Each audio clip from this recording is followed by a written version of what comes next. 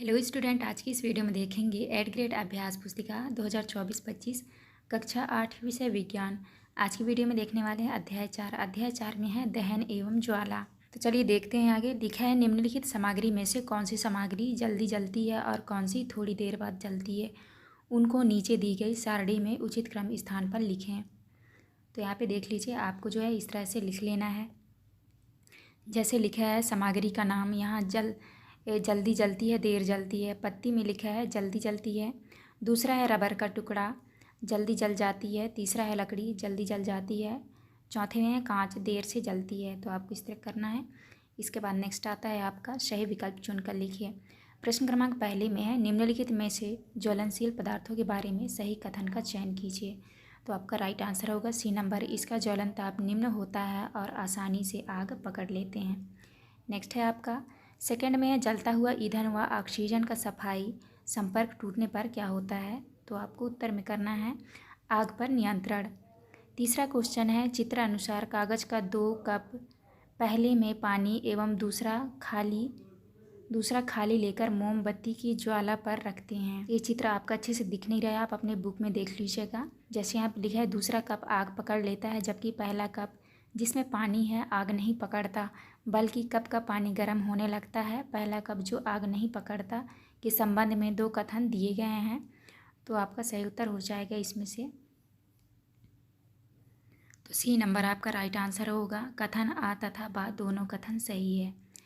इसके बाद चौथे में अम्लीय वर्षा हो सकती है, आपका उत्तर होगा बी नंबर, कोयले और डीजल जलने से। नेक्स्ट आता है आपका पाँचवें में है यदि ईंधन को जलाते समय पर्याप्त हवा न मिले तो कौन सा खतरनाक प्रदूषक उत्सर्जित होगा।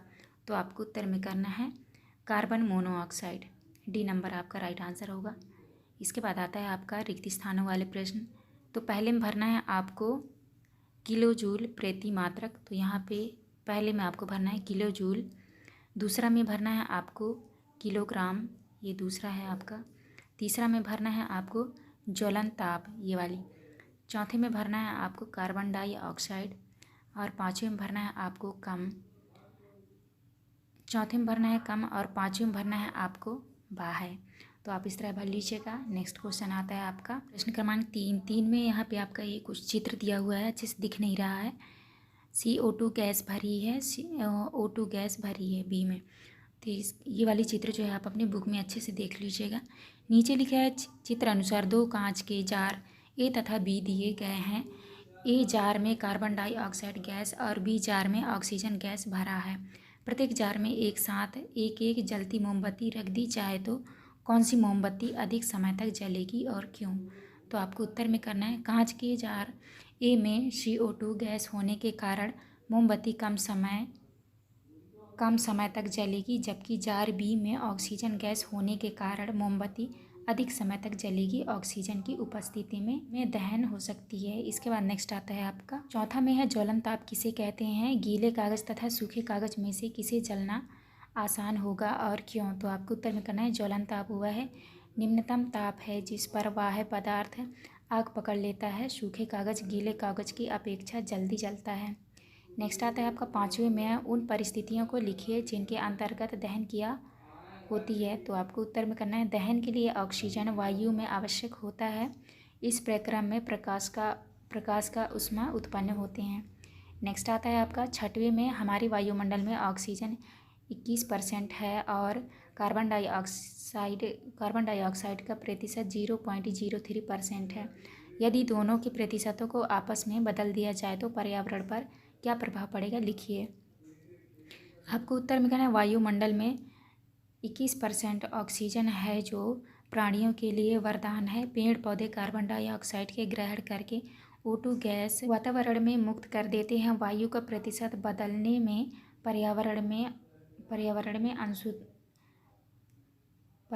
में असंतुलन हो जाएगा। नेक्स्ट आता है आपका प्रश्न क्रमांक 7 में है रसोई गैस को जलाने पर कोई आवाज़ नहीं होती लेकिन पटाखों के जलाने पर तेज़ आवाज़ होती है, क्यों, स्पष्ट कीजिए। उत्तर में करना है रसोई गैस को जलाने पर आवाज़ नहीं होती, इसीलिए इसीलिए कि एलपीजी की लो धीमी गति से जलती है, जबकि पटाखों में बारूद होता है जिससे तेज़ आवाज़ आती है। इसके बाद नेक्स्ट आता है आपका 8वें में है कोयले की तुलना में मिट्टी के तेल के भंडारण में अधिक सावधानी क्यों बरतनी पड़ती है, जबकि दोनों ही ईंधन हैं। आपको उत्तर में करना है केरोसिन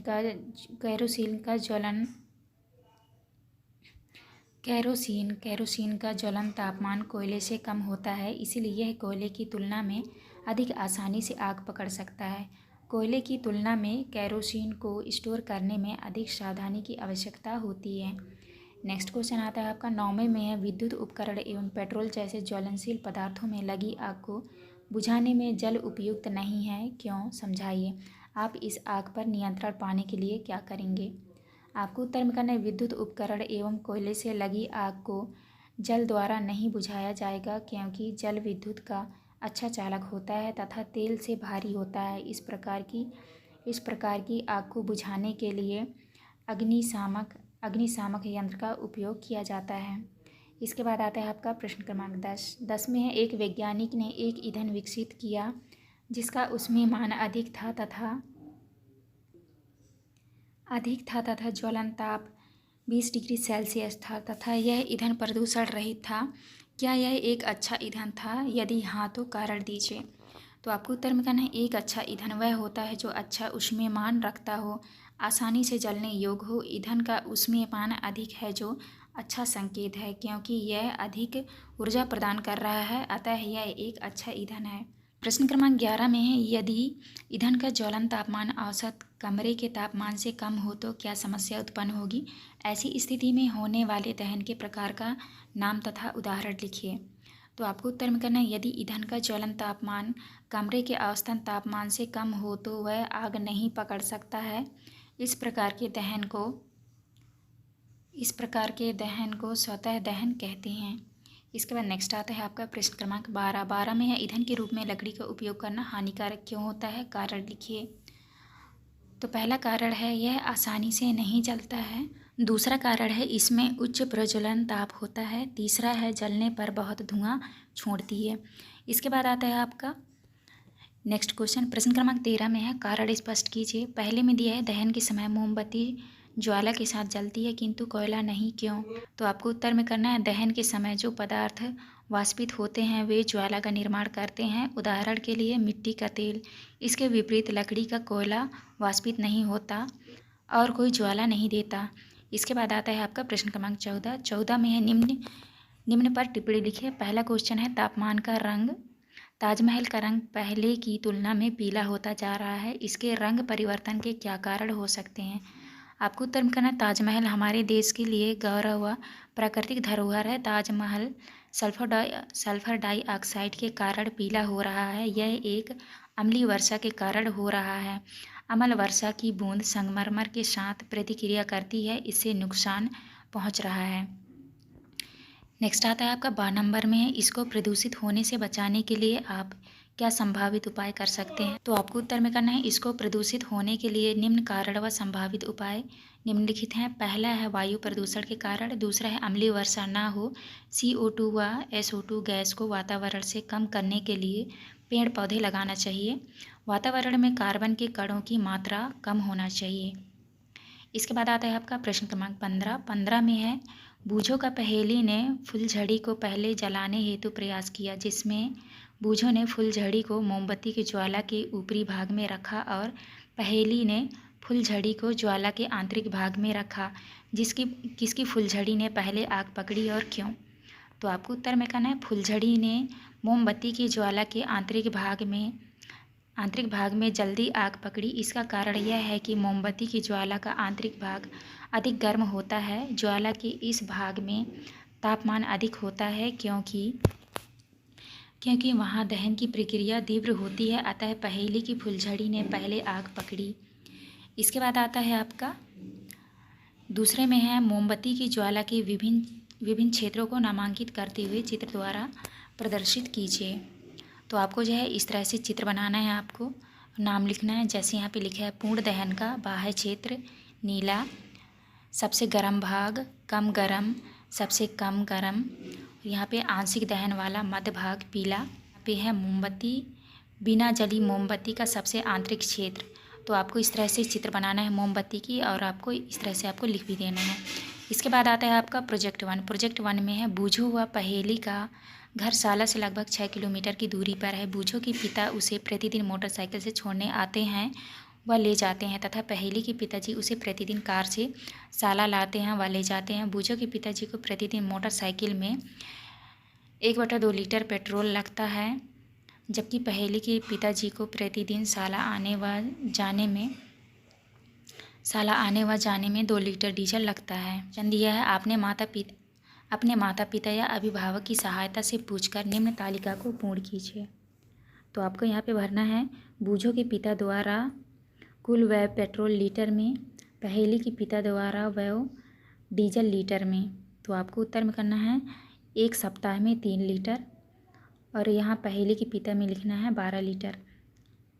इसके बाद दूसरा है फरवरी 2023 में 15 लीटर, और यहाँ पे 60 लीटर। तो आपको इस तरह भरना है। इसके बाद नेक्स्ट आता है आपका दूसरे में वर्तमान में 1 लीटर पेट्रोल का कुल मूल्य 108.40 रुपये है। तो बूझो के पिता द्वारा 1 सप्ताह में कुल कितनी राशि का पेट्रोल खर्च होगा। तो आपको उत्तर में इस तरह से कर लेना है, तो आप देख के कर लीजिएगा। इसके बाद आता है आपका तीसरा क्वेश्चन में वर्तमान में 1 लीटर डीजल का कुल मूल्य 100.80 रुपये है। तो पहेली के पिता द्वारा 1 सप्ताह में कुल कितनी राशि का पेट्रोल खर्च होगा। तो तीसरे का उत्तर आप यहाँ से देख के कर लीजिएगा। इसके बाद नेक्स्ट क्वेश्चन आता है आपका चौथा में है डीजल या पेट्रोल के स्थान पर प्रदूषण से बचने के लिए आप वाहनों में किस ईंधन का प्रयोग करेंगे। तो आपको उत्तर में करना है इलेक्ट्रिक वाहन का, साइकिल का प्रयोग करेंगे। इसके बाद आता है आपका प्रोजेक्ट 2 में है अपने आसपास के 10 घरों का सर्वेक्षण कर पता लगाइए कि खाना पकाने के लिए किस प्रकार के ईंधन का उपयोग किया जाता है। इनमें से कौन कौन सी ईंधन प्रदूषण के लिए उत्तरदायी हैं। तो आपको उत्तर में करना है लकड़ी, इलेक्ट्रिसिटी, केरोसिन, LPG आदि का उपयोग घरों में खाना पकाने के लिए किया जाता है। लकड़ी व केरोसिन के उपयोग से प्रदूषण होता है। इसके बाद दूसरा क्वेश्चन आता है हानिकारक ईंधन स्वास्थ्य एवं पर्यावरण पर क्या प्रभाव डालते हैं, अपने विचार लिखिए। तो आपको उत्तर में करना है हानिकारक ईंधन के जलाने से स्वास्थ्य एवं पर्यावरण में बहुत परिवर्तन होता है और पर्यावरण में प्रदूषक फैलते हैं, जिसके जल्दी मौत, दिल का दौरा, श्वसन संबंधी स्ट्रोक, अस्थमा और स्वास्थ्य संबंधी अनेक बीमारी होती है, तथा जलवायु में परिवर्तन होता है, जिससे ग्लोबल वार्मिंग होती है। तो आपको इस तरह आंसर करना है। ये था आपका लास्ट क्वेश्चन। यहाँ पे हमारी वीडियो कंप्लीट होती है। वीडियो अच्छी लगी हो तो प्लीज़ हमारे चैनल को लाइक एंड सब्सक्राइब करिएगा। मिलते हैं अब नेक्स्ट वीडियो में।